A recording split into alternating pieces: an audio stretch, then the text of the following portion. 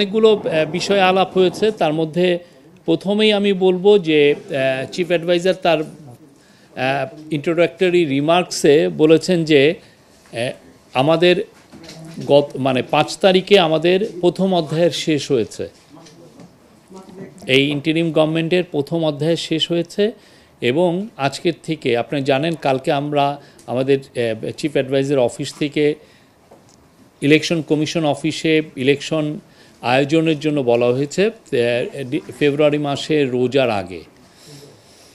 তো আজকের থেকে উনি বলেছেন যে আজকের থেকে দ্বিতীয় অধ্যায় শুরু এবং উনি বলেছেন যে এই দ্বিতীয় অধ্যায়ের প্রথম এবং প্রধান কাজ হলো নির্বাচন সুন্দরভাবে করা, এটাই প্রধান কাজ।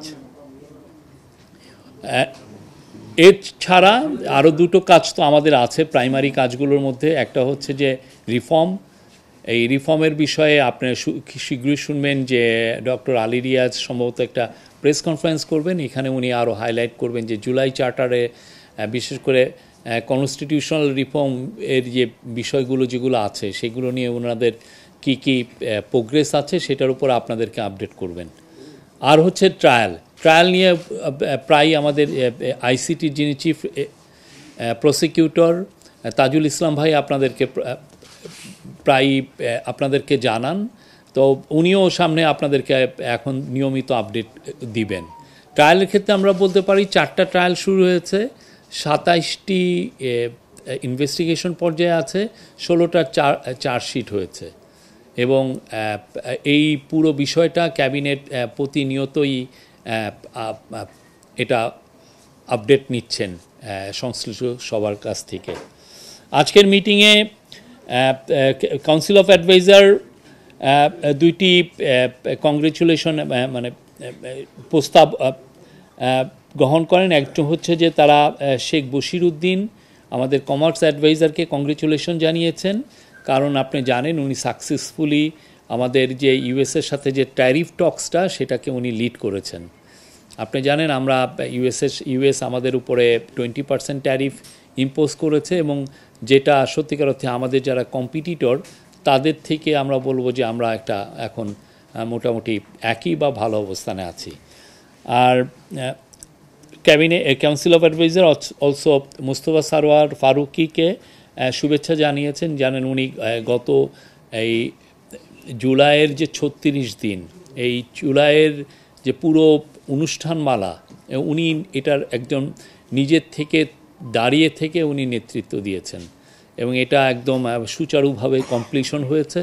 এবং আপনি দেখেন এই বিশেষ করে অগাস্টের 5 তারিখে, যেটাকে আমরা জুলাই 36 বলি, সেই দিন লাখ লাখ জনতা ছিল ইয়েতে সংসদ ভবনের পাশে মানিক মিয়া এভিনিউ থেকে। এইটা আজকের প্রথমে। আর অন্যান্য বিষয় যেটা হয়েছে যে আজকে ক্যাবিনেটের তরফ মে জুলাই যে ডিসিশন হয়েছে ক্যাবিনেটের সেটার উপর আজকে একটা আপডেট দেওয়া হয়েছে। এখানে বলা হয়েছে যে উপদেষ্টা পরিষদ 8ই অগাস্ট 2024 থেকে 31শে জুলাই 2025-এ মোট 41টা মিটিং করেন। সিদ্ধান্ত গ্রহণ এবং বাস্তবায়ন 8ই অগাস্ট 2024 থেকে 31শে জুলাই 2025 পর্যন্ত 315টি সিদ্ধান্ত নেন, এটা কাউন্সিল অফ অ্যাডভাইজার বা ক্যাবিনেট। তার মধ্যে বাস্তবায়িত হয়েছে 247টি এবং এর মধ্যে শতকরা হার হচ্ছে 78.41। এটা ক্যাবিনেট সেক্রেটারির মিটিংয়ে বলেছেন, এটা হচ্ছে যে কোনো গভর্নমেন্টের স্বাধীনতার পরে যে কোনো গভর্নমেন্টের জন্য এটা একটা রেকর্ড, এই বাস্তবায়নের রেকর্ড। আর বাস্তবায়নের দিন আছে 68টি, যেটা শতকরা হার হচ্ছে 21.59। অধ্যাদেশ প্রণয়ন হয়েছে 56টি, প্রক্রিয়াধীন অধ্যাদেশ আছে 10টি, মানে উপদেষ্টা পরিষদ বৈঠকে চূড়ান্তভাবে অনুমোদনের পর মন্ত্রণালয় বিভাগে প্রক্রিয়াধীন আছে 10টি। নীতিমালা, কর্মকৌশল, কর্মপরিকল্পনা অনুমোদন হয়েছে 6টি।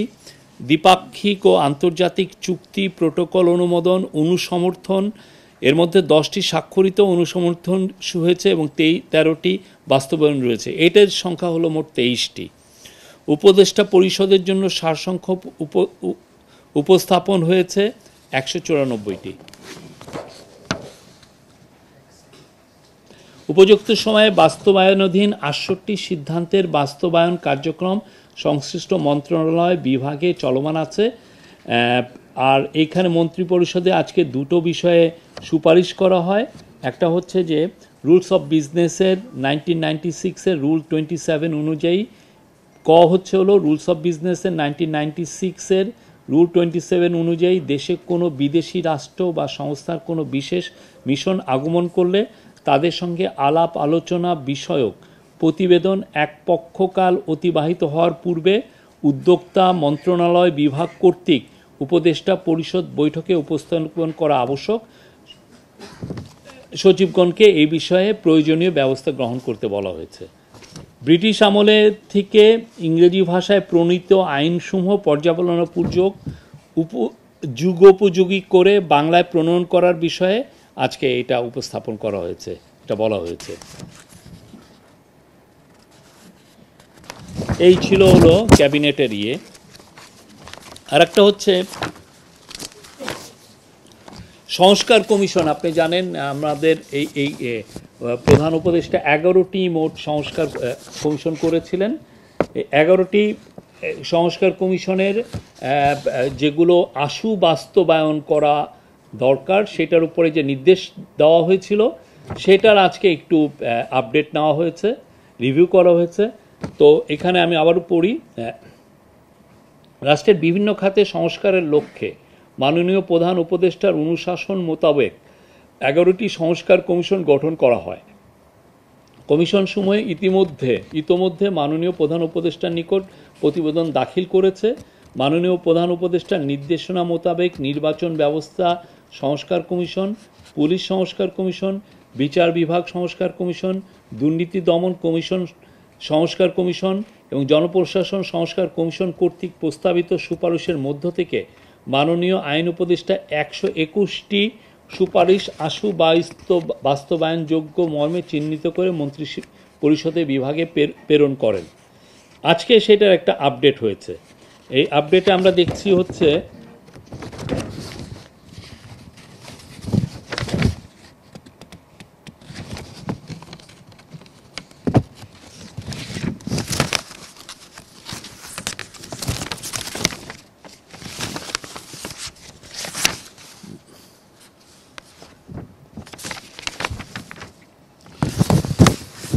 সরি ভাই,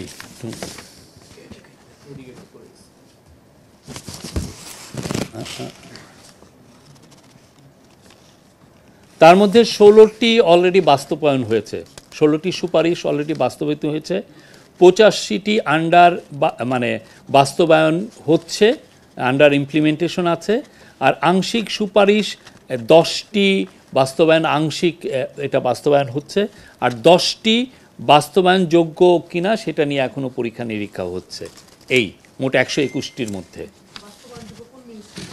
এগুলো মিনিস্ট্রিগুলো, আপনারা এই মিনিস্ট্রিগুলো এটা আমি পরে আপনাদেরকে বলতে পারবো। হ্যাঁ, এর উপর বাস্তবায়িত সুপারিশের এটাই আমি পেয়েছি, অন্যান্যগুলো আমার মনে হয় আপনাদেরকে নেই। হ্যাঁ,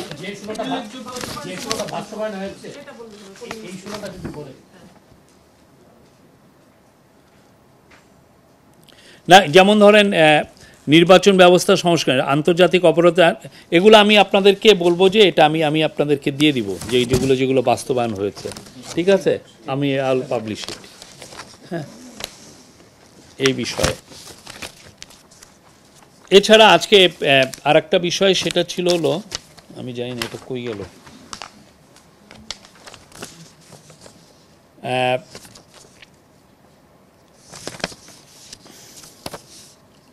গাজীপুর ডিজিটাল ইউনিভার্সিটি আপনি জানেন, এটা আগের গভর্নমেন্ট এটার নাম দিয়েছিলেন। এটা এর পরে এইটার নতুন এইটার নাম যাতে চেঞ্জ করা হয় এটা নিয়ে এক ধরনের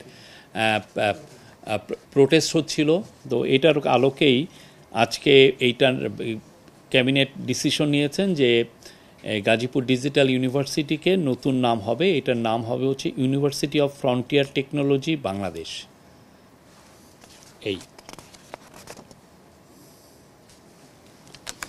এই ছিল আজকের মোটামুটি। আর অন্যান্য বিষয়ে আমরা বলতে পারি যে আজকে এই যেই মাইলস্টোন ট্র্যাজেডি নিয়ে আবার আলোচনা হয়েছে, এবং এখানে যারা মারা গেছেন, বিশেষ করে দুইজন টিচার এবং একজন আয়া, তাদেরকে বিশেষ কি সম্মাননা দেওয়া যায় সেই বিষয়ে আলোচনা হয়েছে। এটার উপরে আপনার সামনেই এটা ডিসিশনটা আপনারা জানতে পারবেন। আর মেহরিন চৌধুরী, আপনি জানেন যে ওনার যে বীরত্ব, ওনার যে সাহস উনি যে দেখিয়েছেন, ওনার ছেলে মানে স্কুলের স্টুডেন্টদেরকে উদ্ধারে উনি ওনার জীবনকে আত্মদান করেছেন বলতে হবে।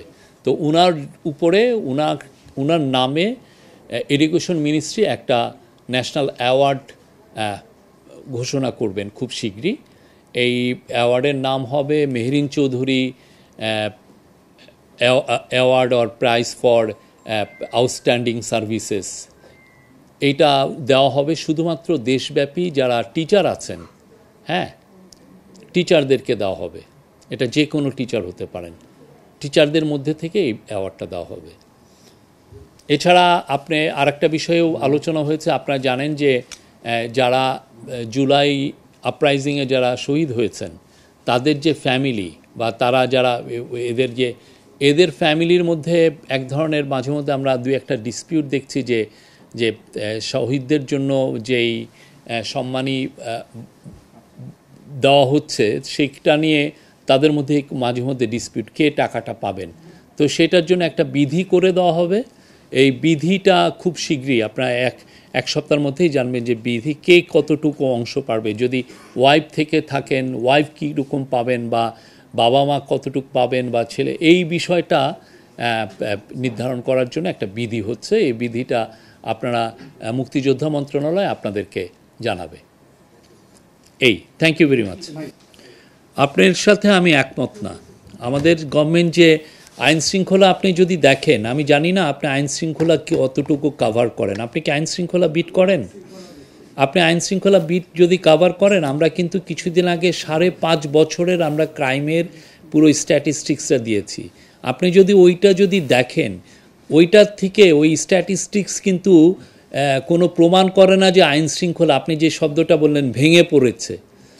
হ্যাঁ, আপনি প্রতি মাসে আপনি মার্ডার রেট দেখেন বা অন্যান্য গ্রাইভিয়াস ক্রাইম যেগুলো দেখেন, সেগুলো কিন্তু করে না। যেটা হয়েছে যে এখন আমরা যেটা দেখতে পাচ্ছি যে একটা দুইটা খুব সেন্সেশনাল মার্ডার হলে অনেকে ভাবছেন যে এই বাংলাদেশের আইন শৃঙ্খলা পরিস্থিতি বুঝি একদম ভেঙে পড়ছে।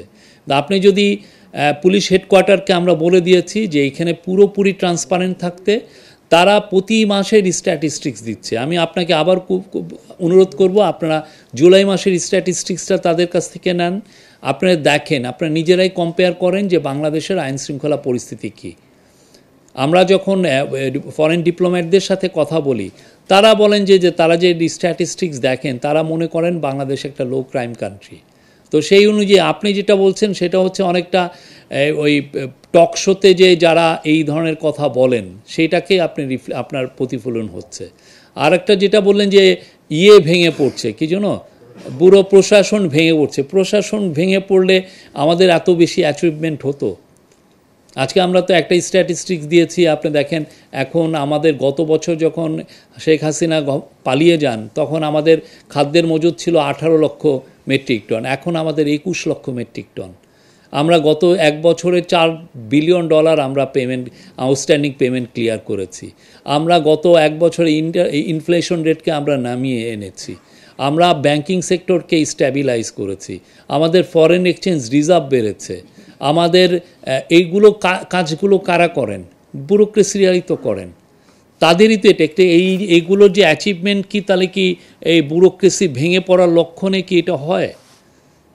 ইনারাই তো অ্যাচিভ করেছেন, এই ব্যুরোক্রেসি দিয়েই তো অ্যাচিভমেন্টটা হয়েছে, ঠিক না? বাংলাদেশ ব্যাংকও তো পার্ট অফ দ্য ব্যুরোক্রেসি।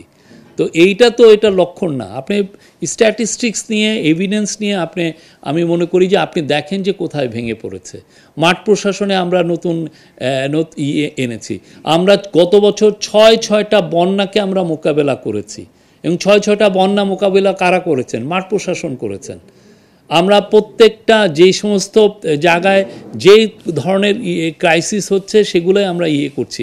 আমাদেরকে অনেকে বলেছেন যে এই দুর্বল গভর্নমেন্টের পক্ষে ইউএসের সাথে নেগোসিয়েশন করা সম্ভব না, ট্যারিফ নেগোসিয়েশন করা সম্ভব না। আপনারা দেখেছেন আমাদের যে টিম, আমি তো বলবো যে তাদেরকে কংগ্রেচুলেশন জানিয়েছেন। তারা কি নেগোসিয়েশন করে 20%-এ এটা এসছে। তো এটা দুর্বল বিউরোক্রেসির লক্ষণ। এটা